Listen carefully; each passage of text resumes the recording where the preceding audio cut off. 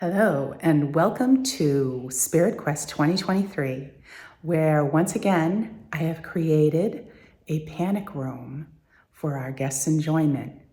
I'd like to take you on a little tour of it, so here we go. Here we are in our vampire-themed panic room.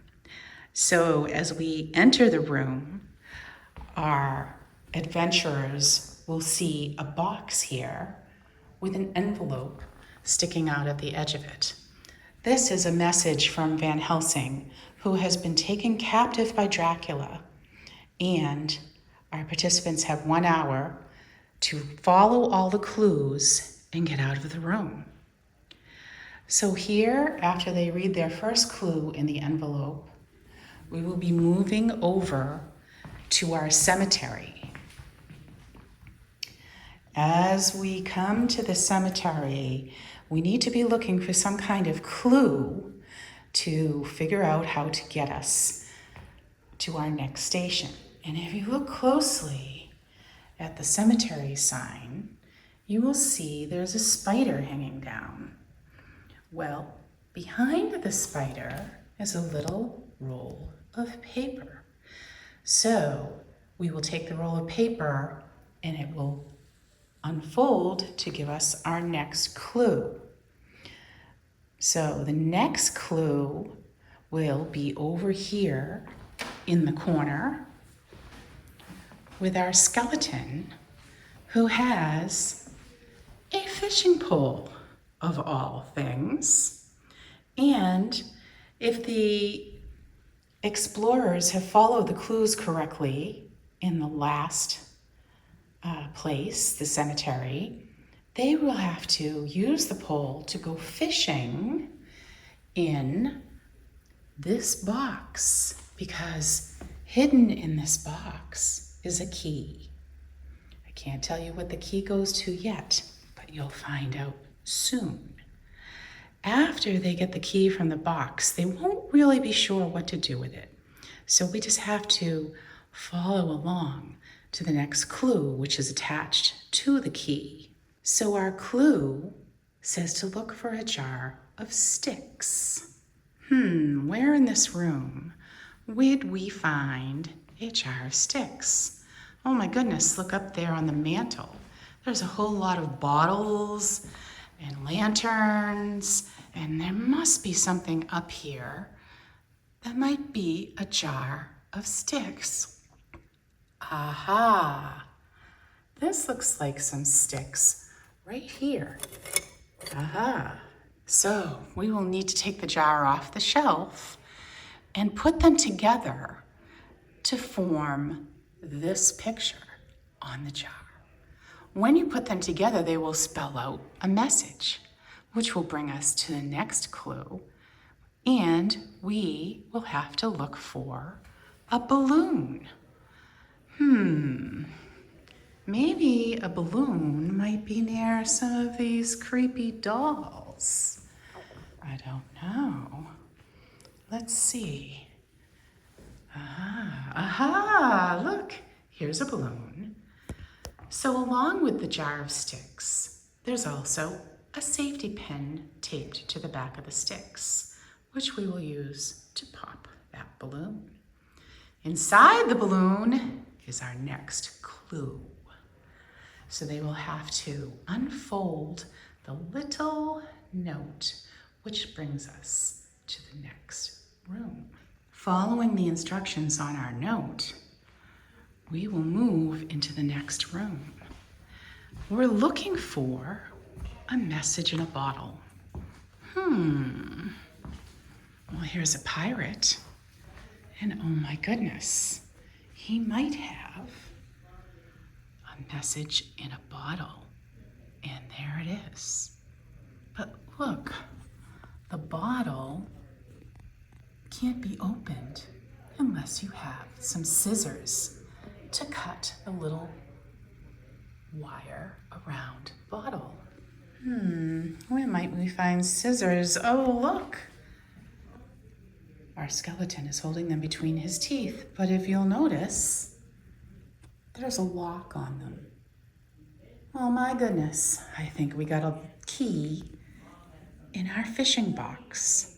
So we will unlock the scissors with our key, cut the zip tie that's around the top of the bottle to get our next clue, which is going to lead us back into the room we just left. And we need to look up to find the clues. Well, there's some letters up on the ceiling, and they spell out a message. But you have to follow the order of the map, which was in our pirate's bottle. So you'll need to make sure you carefully walk around the room and write down the order of the letters. So these letters spell out eyeballs. My goodness, where will we find eyeballs? Well, you might have to wander around and look a little for this one, but eventually, if you look hard, oh my gosh, there's a bottle of eyeballs. So we will empty these eyeballs out. Oh wait, there's a tag, and it says, find 3 messages. Well, we'll have to dump out all the eyeballs onto this tray to find 3 balls that have messages written on them. When you find those 3 eyeballs, they will direct you to another place. One message says, only the tarot knows. Well, I think we saw some tarot cards back in this room. There they are on our fortune teller's table. And if we look, we've had 4 cards drawn. And if we look under the card for death, there's a key. So we're going to take that key and hang on to it because we don't know what it goes to yet.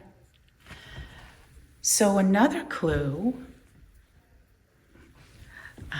that was in the other room, written on one of our eyeballs, says skeleton key. There's a lot of skeletons in here. Well, let's go over here and look at these skeletons. We have a lovely Dracula's bride and a festive groom with his ring of flowers. And if we examine very closely, we'll find a teeny tiny key. And that's something else we need to hang on to for later. So now we have 2 keys. And the third message out of our jar of eyeballs says to do the puzzle. Well, over here, oh my goodness, here's an easel with a puzzle on it. So you have to figure out what all these letters say. They're actually numbers, so it's a cryptogram. And once you have deciphered the puzzle, it will direct you to our books over here on the shelf. So one of these books holds one more key, and it's the final key. Once you have the final key, you can then go and unlock the coffin containing Dracula. You need to use your keys to open the coffin, but wait, we need to use our hammer and stake. But guess what? There's another lock. But you should have all 3 keys, so you just need to figure out which key which goes to which lock. So we have a lock here, a lock here, and one last lock here. And once you have everything unlocked, you fling open the lid and use your vampire killing tools to kill Dracula. And that, my friends, is the end of our tour. I hope you've enjoyed this year's escape room. Maybe I'll be back to do another one next year. We'll see. But in the meantime, thanks for watching and happy Halloween.